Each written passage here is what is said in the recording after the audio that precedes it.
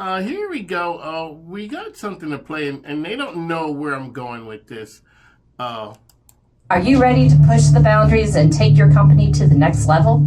I'm Stacie Goodman, founder of Origamic Solutions, and we're here to be your co-pilot, navigating you to operational excellence and helping you level up with love.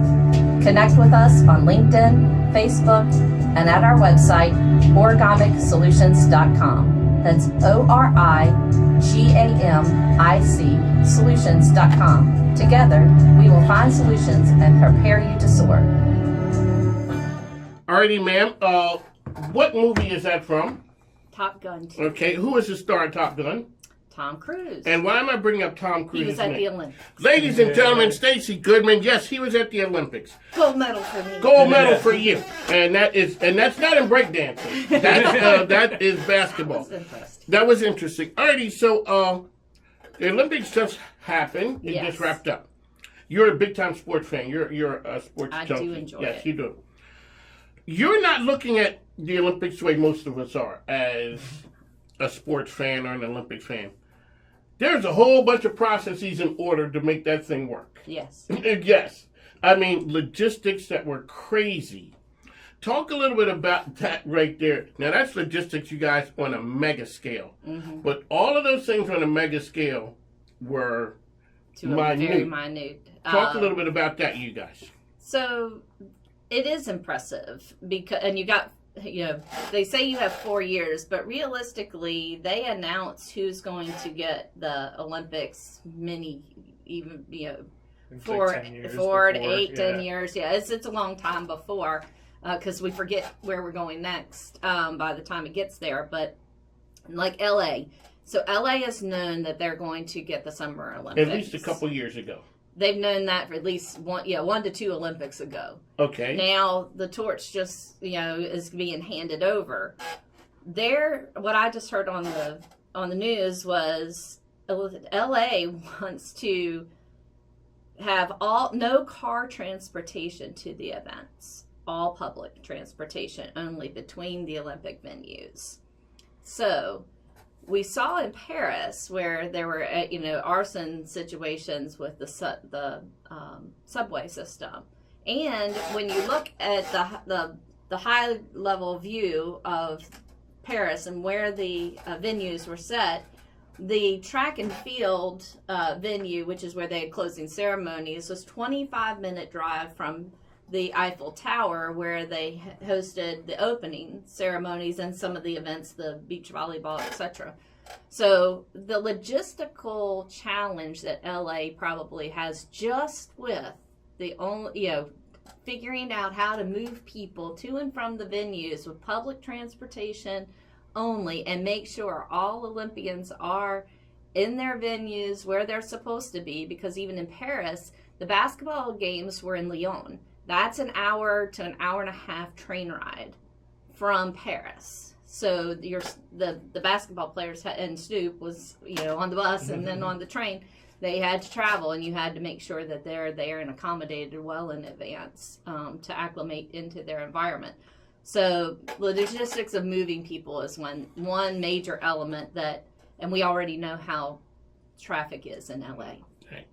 Right. The second piece that I think in process that they look at is, if you look at just the gymnastics, right? So they have multiple apparatus, and who's going to be competing on which apparatus, and then they have to move. The gymnastics meets have a process of how they get on and off the platforms, and if you watch the Olympics, there are all these little people in green outfits they are just monitoring. I mean, just thousands of people monitoring that you went from the right spot to the next spot, and where you're supposed to go and how you're supposed to exit.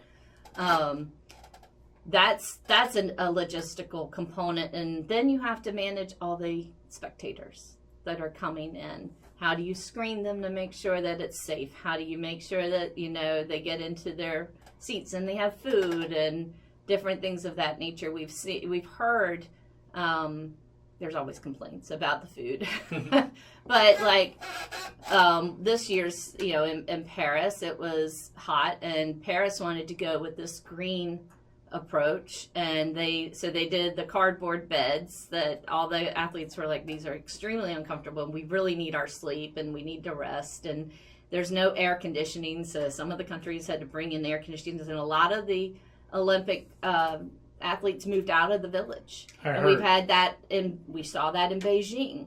We saw that, they've had it, and this is not the first time that's okay, happened. ma'am, can I So where's the lessons learned here? Can I is what I stop you ask. there?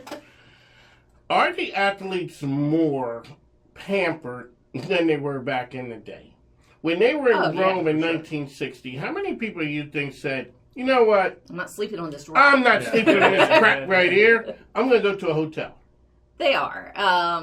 Because now they're training in state of the art. Their whole life is centered around their diet, their sleep, their physical being, because that puts them at the top of their game. And then we send them to the Olympics and we take them back to the dark ages. Right, and they're like, well, I'm confused, So I think that is part of it, but it's also, I think it's realistic to understand that you're asking these athletes who have given up their entire life. They have given up social lives. They've given up a lot to pursue this dream, and their families have given up a lot of money, right? Mm-hmm. We were talking about, like, if you get a gold medal, how much money do you get for the gold medal?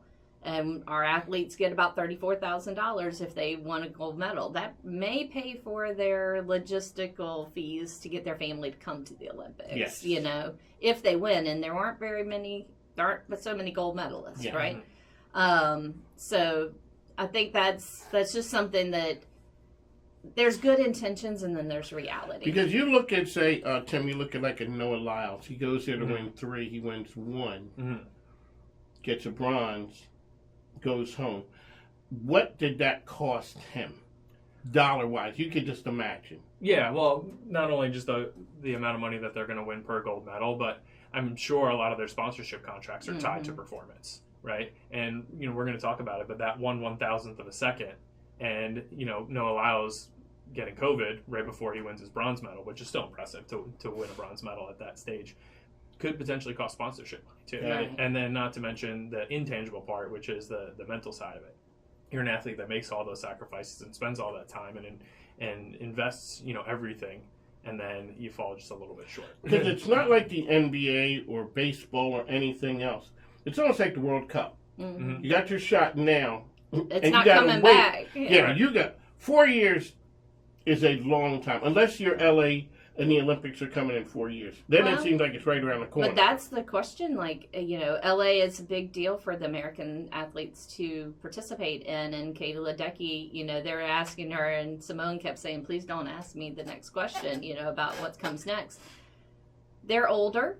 And Katie's like, well, I'm going to check it in 1 year at a time. But, yeah, I would love to. But that's also going to put her as a fairly older swimmer. Yes. And we saw Driscoll this year. He looked old at times. Against some of these young ones that are fresher, yes. Right? Now, you even looked at the basketball game. Braun had a little bit of wisdom showing in his hair and in his beard there. All right, you sound like my wife. They look like, a little. How come he is? The And man is then over 40 you put years this little old. 20-year-old from France up. I'm like, yeah. Are you going to play in the next one? There are times you're reminded of your age. All right, folks. It is Tim. How can people get information about Origamic Solutions? Sure, you can find us on all social media platforms: Facebook, Instagram, LinkedIn, under the Origamic Solutions. Our personal LinkedIn pages: Stacie Riley Goodman, Tim